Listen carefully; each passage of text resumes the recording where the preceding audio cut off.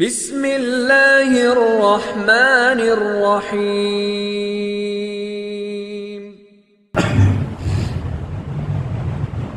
من يهده الله فلا مضل له ومن يضلل فلا هادي له ونشهد أن لا إله إلا الله وحده لا شريك له ونشهد أن سيدنا ونبينا ومولانا محمدا عبده ورسوله صلى الله عليه وعلى آله وأصحابه وبارك وسلم تسليما كثيرا كثيرا.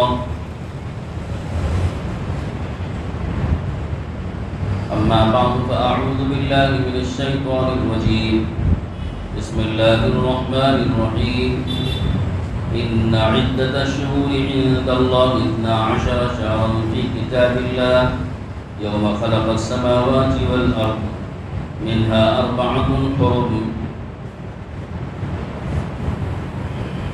صدق الله.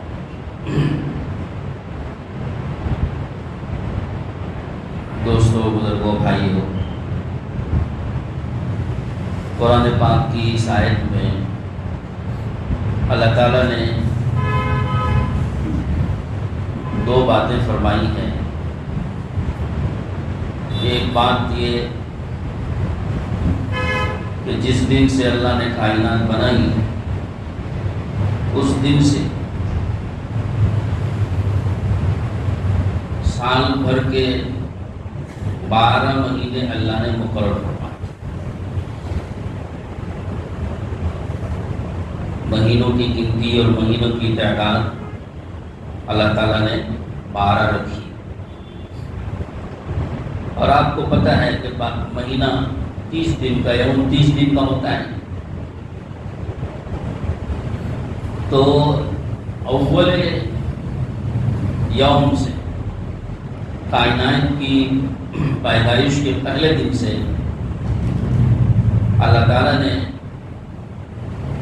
12 مہینے رکھے اور ان 12 مہینوں میں 4 مہینوں کو محترم قرار دیا. منہا اور معتن ہو 4 مہینے زیادہ قابل احترام ہیں، قابل قدر ہیں، عظمت والے مہینے. ان 4 مہینوں میں ایک مہینہ ہے محرم کا، جو ابھی شروع ہوا ہے اور ہمارے اسلامی تاریخ کا یہ پہلا مہینہ مانا جاتا ہے. کہ اسلام کی تاریخ اور قمری تاریخ کی ابتدا اور آغاز محرم سے ہوتی ہے اور ذی الحجہ پر ختم ہوتی ہے. تو محرم کا مہینہ یہ ہماری تاریخ کا پہلا مہینہ ہے. 1443واں سال شروع ہوا ہے اور یہ محرم کا پہلا مہینہ. اس محرم میں بہت ساری، اس مہینے کو اللہ پاک نے ایک تو محترم قرار دیا. اب محترم قرار دینے کی، قابل احترام ہونے کی، قابل عظمت ہونے کی وجہ کیا ہے؟ اس کی وجہ کیا ہے یہ تو کسی کو معلوم نہیں، کیونکہ یہ اللہ کی حکمتوں میں سے ایک حکمت ہے. اللہ کی حکمتوں میں سے ہے کہ اللہ پاک اسے بتانا چاہیں تو بتائیں گے، نہیں بتانا چاہیں گے نہیں بتائیں گے. اپنی حکمتوں کو اللہ پاک خوب جانتے ہیں، ہمیں اس کی حکمتیں معلوم ہونا ضروری نہیں ہے. تو اس مہینے کو محترم کیوں قرار دیا؟ اس میں کیا حکمت ہے، کیا مصلحت ہے، اس کی کیا وجوہات ہیں، یہ تو کسی کو معلوم نہیں، یہ تو اللہ کے علم ہے. اب اس مہینے میں ایک دن ہے عاشورے کا. عاشورہ 10ویں محرم الحرام کو کہتے ہیں. عربی میں عاشورہ 10واں دن کو کہتے ہیں. 10واں دن، 10واں عاشورے کے معنی 10واں کے، تاسوعہ 9واں، تو عاشورہ 10واں. عشر سے ماخوذ، عشر کے معنی 10 کے آتے ہیں عربی میں. تو عاشورہ 10ویں دن کو کہتے ہیں. عاشورہ صرف اس دن، اس 10ویں محرم کا نام نہیں ہے، بلکہ 10ویں دن کو عاشورہ کہتے ہیں. تو لہذا 10 محرم الحرام چونکہ قابل احترام دن ہے، عظمت والا دن ہے، مقدس دن ہے، تو اس کو مختصر سے الفاظ میں یوم عاشورہ کا نام اس کو اس کے لیے لے لیا گیا، منتخب کر لیا گیا۔ حالانکہ ہر 10واں دن عاشورہ ہوتا ہے، لیکن ہر 10ویں دن کو عاشورہ عام طور پر بولا نہیں جاتا، مشہور نہیں ہے۔ صرف محرم کی اس 10 تاریخ کے لیے عاشورے کا لفظ مشہور ہو گیا، تو مطلقاً جب بھی عاشورہ بولیں گے تو وہ 10ویں محرم الحرام کا دن مراد لیا جاتا ہے۔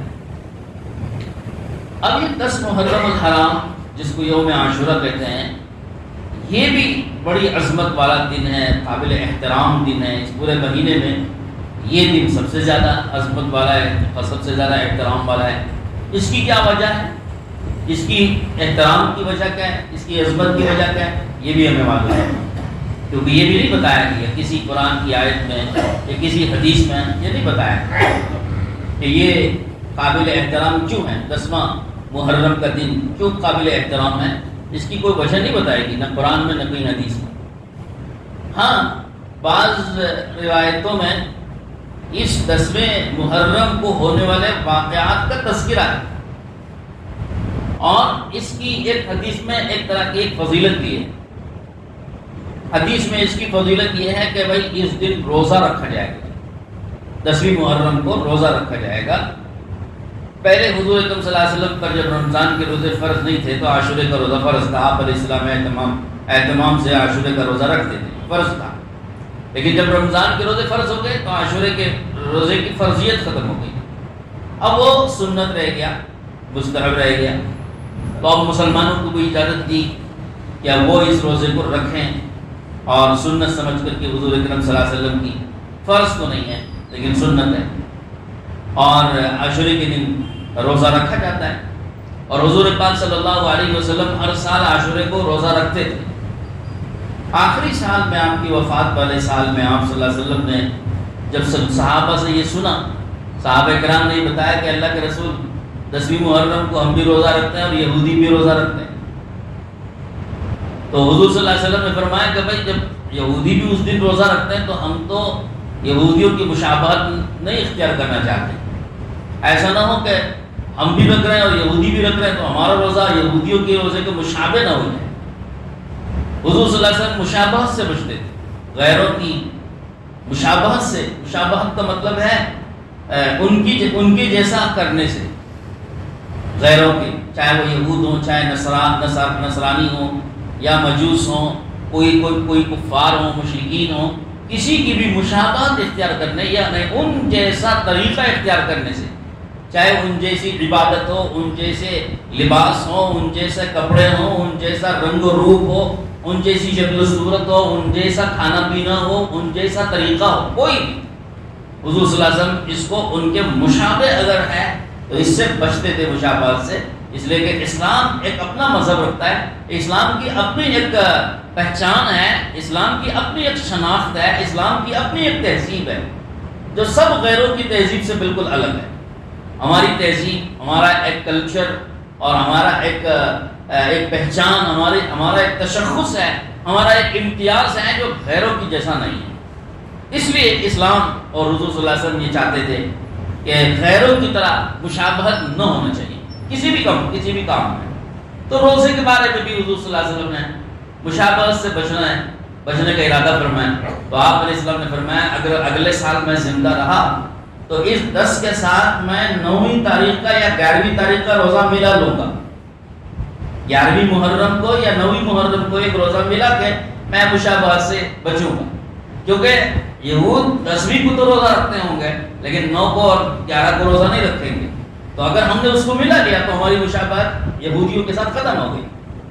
یہ حضور پاک علیہ السلام نے فرمایا، لیکن آپ علیہ السلام کی زندگی وفا نہ کی، آپ کا اگلے سال انتقال ہو گیا، تو آپ روزہ تو اگلے سال نہیں رکھ سکے، لیکن علماء نے اس حدیث کی وجہ سے فرمایا ہے کہ مستحب ہے مسلمانوں کے لیے کہ عاشورے کے ساتھ 9ویں محرم کا یا 11ویں محرم کا ایک روزہ ساتھ میں ملا ہے، کیونکہ حضور کو یہ بات پسند تھی یہودیوں سے مشابہت سے بچنے کے لیے۔ اب یہاں پر ایک سوال پیدا ہوتا ہے کہ یہودی وہ کیوں روزہ رکھتے تھے، یہودی کیوں روزہ رکھتے تھے، اس کی وجہ کیا ہے؟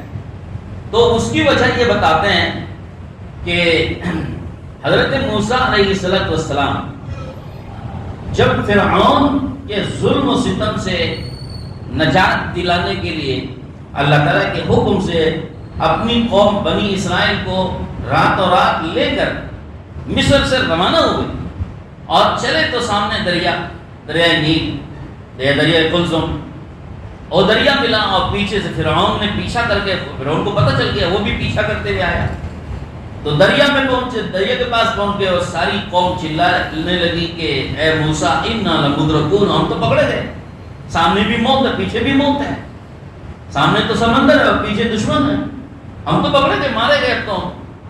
موسیٰ علیہ السلام نے فرمایا کلا، ہرگز نہیں، ان معی ربی سیہدین، میرے ساتھ میرا رب ہے، میرے ساتھ اللہ ہے اور اللہ کے حکم سے میں نکلا ہوں، تو اللہ ہم کو ضرور راستہ بتائے گا کیا کرنا ہے ایسے موقع پہ۔ تو انتظار کیا، اللہ نے وحی نازل فرمائی کہ موسیٰ آپ کا جو عصا ہے وہ دریا میں مارو، پانی پہ مارو۔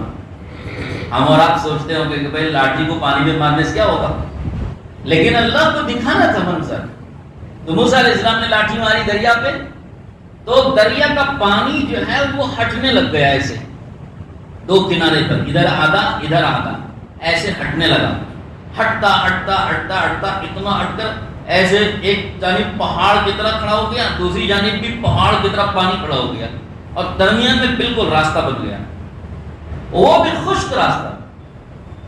اور موسیٰ علیہ السلام سے کہا کہ اب آپ اپنی قوم کو لے کے جلدی پار ہو جاؤ، یہاں سے پار۔ 12 راستے بنے، پانی ہٹا اور 12 راستے بنے سمندر میں، دریا میں، اور موسیٰ علیہ السلام اپنی قوم کو لے کے جلدی جلدی جلدی جلدی پار ہونے لگے۔ فرعون پیچھے سے آ رہا ہے اور یہ سامنے سے جا رہے ہیں۔ جب موسیٰ علیہ السلام کی قوم بنی اسرائیل سمندر پار کر کے آخری کنارے پہ پہنچی، پیچھے سے فرعون نے دیکھا کہ بنایا راستہ ہے، یہ بڑے مزے سے چلے گئے، تو ان کو تو چھوڑنا نہیں چاہیے، وہ تو دشمن تھا۔ غصہ اتنا تھا کہ دماغ اس کا کام نہیں کیا، مارے غصے کے، تو اس نے بھی پیچھا کیا، انہی راستوں پہ وہ بھی چل پڑا، اپنی قوم کو لے کے، فوج کو لے کے وہ بھی پیچھے نکلا انہی راستوں پہ سمندر کے۔ اور اب یہ وہ آگے آگے یہ پیچھے پیچھے۔ کتابوں میں لکھا ہے کہ موسیٰ علیہ السلام اور ان کی قوم بنی اسرائیل سمندر پار کر کے ان کا آخری آدمی باہر نکل گیا، اور فرعون اپنی قوم کو لے کے پورے آدمیوں کے ساتھ اندر آ چکا، تو کام تو اصل بنی اسرائیل کا بنانا تھا، تو ان کا کام تو بن گیا، وہ تو پار ہو گئے۔ تو اللہ رب العزت نے پانی کو حکم دیا کہ جس حالت میں تھا اس حالت میں واپس آ جائے۔ اب پانی واپس آنے لگ گیا، اب پانی جیسے واپس آیا تو فرعون اپنی پوری فوج سمیت پانی میں ڈوب گیا، غرق ہو۔ تو اللہ نے آنکھوں کے سامنے، ادھر وہ دیکھ رہے تماشا، بنی اسرائیل کی قوم کھڑی ہوئی سارا تماشا دیکھ رہی ہے، فرعون چلا رہا ہے، پکار رہا ہے کہ موسیٰ بچا لیجئے بچا لیجئے بچا لیجئے۔ موسیٰ علیہ السلام نے کچھ نہیں سنی، اس لیے کہ وہ تو سننی اللہ کو ہے، اللہ کو سنا تھا اس وقت میں جس وقت میں تب تو تاج میں بیٹھا ہوا تھا، نشہ چڑھا ہوا تھا، ملک و مال کا، طاقت کا غرور تھا، اس وقت وہ سمجھتا، اس وقت اللہ کو پکارتا تو اللہ سنتے تھے۔ لیکن یہ وقت جب موت کا آ چکا، ایک بات یاد رکھیے، حدیث میں ہے جب موت کا وقت آ جائے اور موت کے فرشتے نظر آنے لگ جائیں اور اس پر غرغرے کا عالم طاری ہو جائے آدمی پر، اس وقت کا کلمہ، اس وقت کا ایمان، اس وقت کی توبہ قبول نہیں ہے۔ تو فرعون کی یہی عادت تھی، جب فرعون بالکل ڈوبنے لگا تب اس نے پکارا آمنت برب موسیٰ و ہارون، موسیٰ اور ہارون کے جو رب ہے اللہ، میں اس اللہ پر ایمان لایا۔ کتابوں میں علماء نے اس پر بڑی بحث لکھی ہے کہ فرعون کے اس آخری وقت کے ایمان کی کیا حیثیت ہے، تو اس کی کوئی حیثیت نہیں، اس لیے کہ وہ وقت نکل چکا، وقت نکل جانے کے بعد وہ ایمان لایا ہے، وہ ایمان معتبر نہیں۔ بہرحال یہ واقعہ قرآن مجید میں بھی اللہ نے بہت سی جگہوں پر بیان فرمایا ہے، یہ اسلام کی تاریخ کا عظیم الشان واقعہ ہے۔ یہ واقعے کے بارے میں حدیث میں آتا ہے، یہ واقعہ عاشورے کے دن ہوا تھا۔ یہ واقعہ جو ہوا، فرعون کے ظلم سے نجات دلا کر اللہ نے بنی اسرائیل کو سمندر پار کرایا اور فرعون کو غرق کر دیا، یہ عاشورے کے دن ہوا۔ اب بنی اسرائیل، میں آپ کو پہلے بتا چکا ہوں، شاید یاد ہو آپ کو، بنی اسرائیل کون سی قوم ہے؟ موسیٰ علیہ السلام کی جو قوم تھی بنی اسرائیل، یہ قوم کون سی قوم ہے؟ یہ قوم در حقیقت ابراہیم علیہ السلام کے جو بیٹے تھے اسحاق علیہ السلام، ان اسحاق علیہ السلام کے بیٹے تھے یعقوب علیہ السلام، ان یعقوب علیہ السلام کے 12 بیٹے تھے، ان 12 بیٹوں کی اولاد بنی اسرائیل ہے۔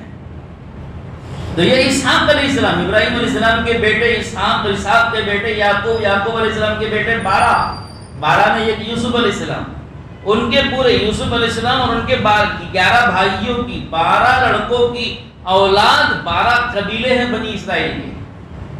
اور یہ بنی اسرائیل میں یہودی بھی آتے ہیں، نصرانی بھی آتے ہیں، عیسیٰ علیہ السلام کے ماننے والے عیسیٰ علیہ السلام بھی آتے ہیں، ان کے ماننے والے بھی آتے ہیں، اور موسیٰ علیہ السلام اور ان کے ماننے والے بھی آتے ہیں۔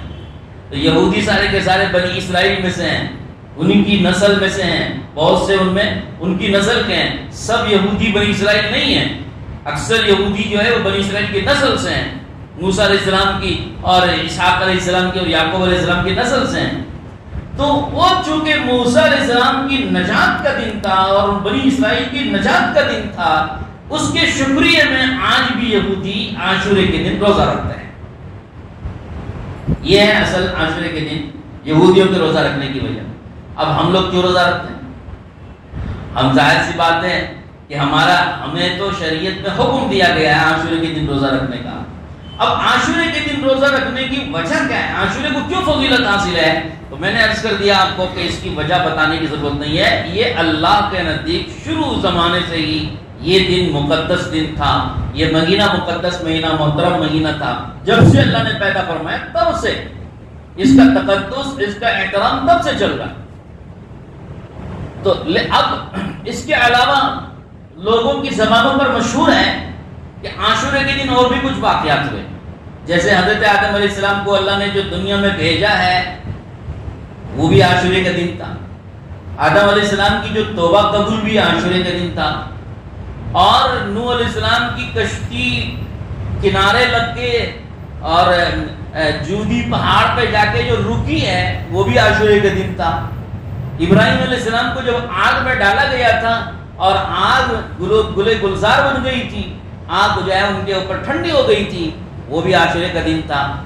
یہ باتیں مشہور ہیں لوگوں کی زبانوں پہ، لیکن اس کی روایت میں اس کی کوئی سند موجود نہیں ہے۔ سندن یہ بات ضعیف ہے اور کمزور ہے۔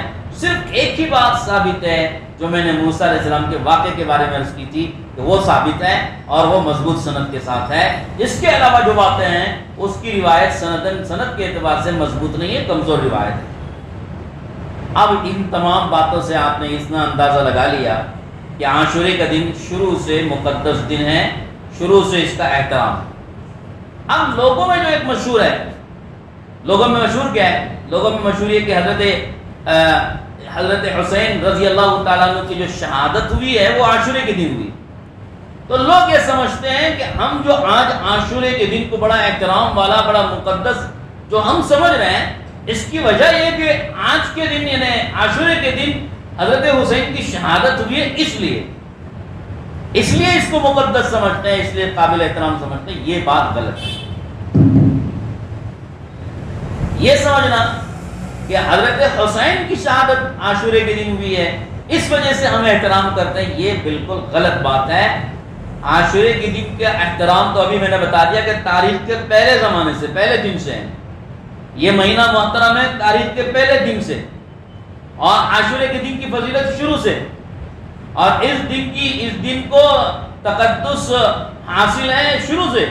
اور پھر اس دن ایک ہی واقعہ نہیں ہے حضرت حسین کی شہادت والا، عاشورے کے دن ایسے سینکڑوں واقعات تاریخ میں موجود ہیں، سینکڑوں ایسے واقعات ہوئے ہیں عاشورے کے دن۔ اب سارے واقعات کو ایک طرف رکھ کے صرف حضرت حسین کی شہادت والا واقعہ پکڑ کے بیٹھ گئے ہم کہ صاحب شہادت حسین ہوئی ہے اس دن، اس لیے اس دن کا احترام کرنا چاہیے۔ یہ بالکل اسلام کے مزاج کے خلاف ہے، اور اسلام اس کی تعلیم نہیں دیتا ہے، اور اسلام میں اس کی کوئی گنجائش نہیں ہے۔ اب آپ بتائیے کہ حضور کے زمانے میں بھی عاشورے کے دن کا تقدس تھا، حضور صلی اللہ علیہ وسلم کے زمانے میں بھی عاشورے کے دن کا احترام تھا، حالانکہ حضرت حسین کی شہادت تو حضور کے وصال کے 60 سال کے بعد ہوئی ہے۔ 60 سال کے بعد حضرت حسین کی شہادت ہوئی ہے، اور آپ علیہ السلام نے اپنی حیات میں اس کی عاشورے کے دن کی فضیلت بیان فرمائی۔ تو اس لیے یہ سمجھنا کہ حضرت حسین کی شہادت کی وجہ سے عاشورے کو فضیلت حاصل ہے، یہ غلط ہے۔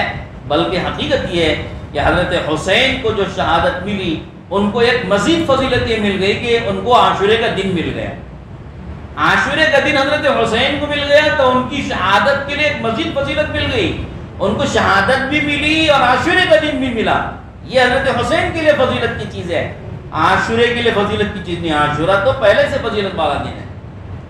اس دن صرف حضرت حسین ہی کی شہادت نہیں ہوئی ہے, اس دن تو اور بھی واقعات ہوئے ہیں. بعض روایتوں میں ملتا ہے کہ قیامت بھی عاشورے کے دن, جمعے کے دن واقع ہوتی ہے. بہرحال یہ سند کے اعتبار سے زیادہ صحیح بات وہی ہے جو حضرت موسیٰ علیہ السلام کے واقعے سے متعلق ہے. تو اگر اب کچھ لوگوں کا عاشورے کے دن بعض خاص اعمال بڑے اہتمام سے کرنا جس کا کوئی ثبوت نہیں, یہ غلط بات ہے, اس کو بھی چھوڑنا چاہیے. مثلا لوگ حلوہ پکاتے ہیں عاشورے کے دن اور اس کو پکا کر کے بانٹتے ہیں, اور پھر بعض لوگ چونگے بناتے ہیں اور کچھ اسی طرح کے پکوان مختلف قسم کے خاص قسم کے کرتے ہیں. ان کا کوئی ثبوت حدیثوں سے اور تاریخ سے اور صحابہ کی سیرت سے نہیں ملتا ہے. ہاں البتہ ایک فضیلت ملتی ہے حدیث میں, وہ فضیلت یہ ہے کہ عاشورے کے دن جو شخص اپنے اہل و عیال پر روزی میں وسعت کرے گا, خوب کھلائے گا پلائے گا اپنے اہل و عیال کو. اپنے اہل و عیال کے بارے میں آ رہا ہے, عاشورے کے دن جو شخص اپنے اہل و عیال کو خوب کھلائے گا پلائے گا اس پر سال بھر روزی میں برکت ہوتی ہے, سال بھر روزی میں وسعت ہوتی ہے اللہ کی طرف سے. تو یہ تو حدیث میں ہے. یہ بھی اگرچہ کہ حدیث ضعیف ہے لیکن سندیں اس کی بہت زیادہ ہونے کی وجہ سے اس کو بعض علماء نے حسن درجے تک پہنچایا ہے. تو مطلب یہ کہ قابل عمل حدیث ہے, اس حدیث کا اعتبار کر سکتے ہیں آپ اور اس حدیث پر عمل کر سکتے ہیں. لہذا عاشورے کے دن اپنے اہل و عیال کو خوب کھلائیے پلائیے. آپ اس دن اس میں کسی بھی کھانے کی تخصیص کے بغیر بھائی فلاں حلوہ پکنا چاہیے, فلاں کھچڑا پکنا چاہیے اور فلاں قسم کے چونگے پکنے چاہیے, ان سب کی تخصیص اور خصوصیت کے بغیر آپ کوئی بھی چیز کھلائیے پلائیے. بازار سے فروٹ لائیے, میٹھا بنوائیے, دوسری تیسری چیزیں بنوائیے, گوشت پکائیے, خورما پکائیے, خشکا پکائیے, جو چاہے پکائیے, کسی تخصیص کے بغیر کوئی خصوصی قسم کی غذا یا خصوصی قسم کا کھچڑا یا خاص قسم کا پکوان بنا کر کے اس کو بانٹنا اور تقسیم کرنا, یہ جو ہے کسی روایت سے اور سند سے ثابت نہیں ہے. اس لیے اس سے اعتراض اور اس سے بچنے کا اہتمام کرنا چاہیے تاکہ بدعت نہ بن جائے. اس لیے کہ اس میں آپ کو اجازت دی جا رہی ہے اور یہ کوئی سنت نہیں ہے بلکہ یہ جائز ہے کہ اگر کسی شخص نے وسعت کے ساتھ کھلایا پلایا اپنے اہل و عیال کو تو اس کے روزی میں برکت ہوتی ہے. یہ بات تو فضیلت کے لیے ہے, جائز ہوا. زیادہ سے زیادہ آپ اس کو کہتے ہیں مستحب ہے, لیکن اس میں اگر مزید چیزیں اہتمام کے ساتھ بڑھا لی جائیں گی اور اسے کسی خاص قسم کے پکوان اور کھانوں کے ساتھ اگر مخصوص کر لیا جائے گا یہی چیز جا کر بدعت بن جاتی ہے. اس لیے بہت سارے خرافات محرم کے خاص طور پر عاشورے کے دن ہوتے ہیں, اس سے روکا اور منع کیا جاتا ہے. آخری بات عرض کر رہا ہوں وہ یہ ہے کہ حضرت حسین کی شہادت کے غم میں ماتم کیا جاتا ہے اور علاوہ کھود کر اس میں کودتے ہیں, ناچتے ہیں اور پنجے اٹھاتے ہیں, پنجے بٹھاتے ہیں. یہ سب باتیں اسلام میں کہیں پر بھی موجود نہیں, نہ صحابہ سے ثابت ہیں, نہ تابعین سے ثابت ہیں, نہ تبع تابعین سے ثابت ہیں, کسی سے بھی ثابت نہیں. پہلی بات تو یہ کہ کسی کی بھی وفات پر غم منانا اسلام میں جائز تو ہے لیکن اس کی حد ہے. کسی کی بھی وفات پر غم منانے کی حد ہے. کیا حد ہے؟ عورت کو یہ کہا گیا کہ اپنے شوہر کی وفات پر اس کی یاد میں وہ غم 4 مہینے 10 دن تک منا سکتی ہے. اسی کا نام عدت ہے. اب عدت عورت گزارتی ہیں 4 مہینے 10 دن شوہر کی وفات کے غم میں. کوئی نیا کپڑا نہیں پہنے گی, خوشبو نہیں لگائے گی اور وہ جو زیب و زینت شوہر کے لیے اختیار کرتی تھی وہ نہیں کرے گی. غم منائے گی, غم میں رہے گی, سوگ میں رہے گی. 4 مہینے 10 دن 4 مہینے 10 دن پورے ہو گئے. اب اس کو بھی حکم یہ ہے کہ اب سوگ منانا چھوڑو, ختم کرو اور نارمل زندگی گزارو.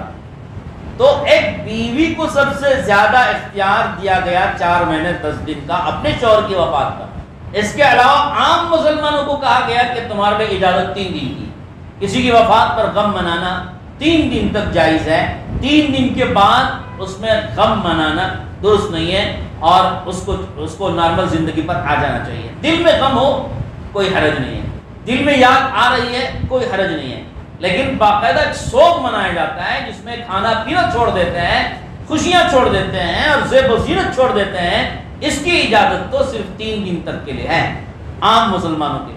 اب آپ بتائیے کہ جب یہ اسلام نے حد مقرر فرما دی، اب ہم کو حضرت حسین کی شہادت کا غم اتنے 1400 سال گزر جانے کے بعد ہی مناتے رہنا، یہ کون سی شریعت؟ اب دوسری بات یہ کہ آپ بتاؤ کہ حضرت حسین کی شہادت زیادہ حقدار تھی غم منانے کی، یا ان کے نانا اللہ کے رسول صلی اللہ علیہ وسلم کی وفات زیادہ حقدار تھی غم منانے کی؟ اللہ کے رسول کی وفات تو زیادہ حقدار ہے۔ اگر آپ کو حضرت حسین کی شہادت کا غم منانا ہے، ماتم کرنا ہے، تو پھر اللہ کے رسول کی وفات پر کیوں نہیں غم منانا؟ اور پھر حضرت حسین سے بھی افضل بہت لوگ ہیں۔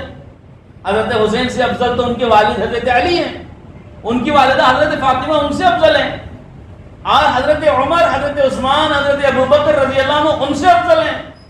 حضور کے چچا، شہید چچا حضرت حمزہ، جن کو شہید کیا گیا، بے دردی سے شہید کیا گیا، ناک کاٹی، کان کاٹے گئے، اعضاء ان کے کاٹ کر لٹکائے گئے اور کلیجہ چیر کر کے کچا کلیجہ ہندا نے چبایا تھا، یہ سب دردناک منظر اللہ کے رسول کی آنکھوں کے سامنے اپنے چچا حضرت حمزہ کے ساتھ ہوا ہے غزوہ احد میں۔ حضور نے کبھی ان کا غم ایسا نہیں منایا۔ حضور کو ان کی وفات کا جو صدمہ ہوا تھا، اتنا کسی کی وفات پر صدمہ نہیں ہوا تھا، لیکن آج کیا بات ہے کہ ہم کسی کا غم نہیں منا رہے اور صرف حضرت حسین کا غم منا رہے ہیں، ان کی شہادت کا سوگ منا رہے ہیں، ماتم کر رہے ہیں، سینہ کوٹ رہے ہیں، کپڑے پھاڑ لے رہے ہیں، چھرے اور چھاکو لے لے کے سینے پہ خامخواہ کا تماشا کر رہے ہیں۔ یہ کیا تماشا ہے؟ یہ سب کیا چیز ہے؟ یہ حقیقت میں مسلمان نادانی سے کر رہے ہیں، یہ حقیقت میں شیعوں کی ایجاد ہے، اور شیعہ کا ایک ڈھونگ ہے، یہ حقیقت بھی نہیں ہے۔ شیعہ ایک ڈھونگ کرتے ہیں، حقیقت میں حضرت حسین کی شہادت کے ذمہ دار خود شیعہ ہیں، اپنے گناہ کو، اپنی غلطی کو چھپانے کے لیے ان کی وفات کا سوگ مناتے ہیں، غم مناتے ہیں۔ سمجھے آپ؟ یہ سمجھنے کے لیے آپ کو ایک پوری تاریخ سننی پڑے گی، مجھے اس کا وقت نہیں ہے۔ غرض یہ سب شیعہ کی ایجاد ہے اور شیعہ کے تماشے ہیں، اور سب فرضی تماشے کرتے ہیں، حقیقی تماشے نہیں کرتے۔ حقیقت میں وہ سینے کو خون خار اور سینے کو چیر لینا اور خون ان کا جاری ہونا وغیرہ، یہ حقیقتاً کم ہوتا ہے، نظر بندی کے ساتھ زیادہ ہوتا ہے۔ غرض جو بھی ہوتا ہو، ہم کو تو شیعوں کی پیروی نہیں کرنی چاہیے اور شیعوں کی اتباع نہیں کرنا چاہیے، ہمیں سنت کی اتباع کرنا چاہیے۔ اللہ کے رسول صلی اللہ علیہ وسلم نے صحابہ نے جو چیز بتائی ہے اس پر ہمیں چلنا چاہیے۔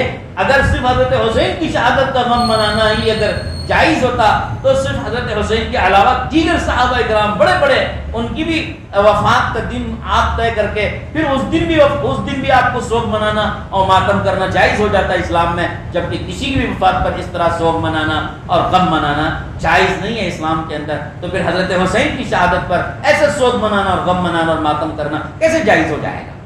اس لیے سمجھنا چاہیے۔ اللہ تعالیٰ ہم سب کو عمل کرنے کی توفیق نصیب فرمائے، اور میں تاکید کرتا ہوں، اپنے مصلیان اکرام سے گزارش کرتا ہوں کہ خاص طور پر 10 محرم کے دن اہتمام کے ساتھ روزہ ضرور رکھیے، گھروں میں رہیے اور عبادت کیجیے۔ عبادت اللہ کو پسند ہے، اس لیے کہ محرم کے مہینوں میں اور عاشورے کے دن میں بھی عبادت کرنا اور نیکی کرنا اللہ کو بہت پسند ہے۔ احترام، قابل احترام مہینہ ہے۔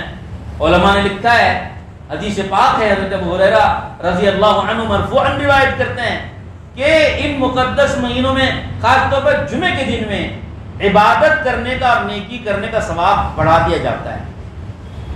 تو یہ محترم مہینے ہیں، ان محترم مہینوں میں خوب عبادت کیجیے۔ عاشورے کے دن بھی گھر رہ کے عبادت کیجیے، باہر نکلنا اور ان کے جلوس میں شریک ہونا اور ان کے ماتم میں شریک ہونا یا ان کے علاوے کے ساتھ جا کر کودنا یا اس کا تماشا دیکھنا سب ناجائز ہے، کیونکہ یہ اسلام کے خلاف چیزیں چل رہی ہیں۔ اگر آپ وہاں تماشا بھی کریں گے دیکھیں گے تو آپ نے گویا اس کو بڑھاوا دیا، ہم نے اور آپ نے گویا بڑھاوا دیا۔ ہمیں تو ان چیزوں کو ختم کرنا ہے۔ ہم اگر تماشے دیکھیں گے، شریک ہوں گے، دیکھیں گے جا کر، تو اگرچہ آپ اس میں انوالو نہیں ہو رہے ہیں لیکن دیکھ رہے ہیں، دیکھنے والا بھی گناہ میں برابر شریک ہوتا ہے، اس لیے کہ دیکھنے والے بھی بڑھاوا دے رہے ہوتے ہیں۔ اس لیے ہم کو دیکھنا بھی نہیں چاہیے ایسے تماشے، اس کو ختم کرنے کی کوشش کرنا چاہیے۔ اللہ تعالیٰ توفیق نصیب فرمائے۔ وآخر دعوانا الحمدللہ۔ لا الہ الا اللہ، لا الہ الا اللہ، لا الہ الا اللہ، لا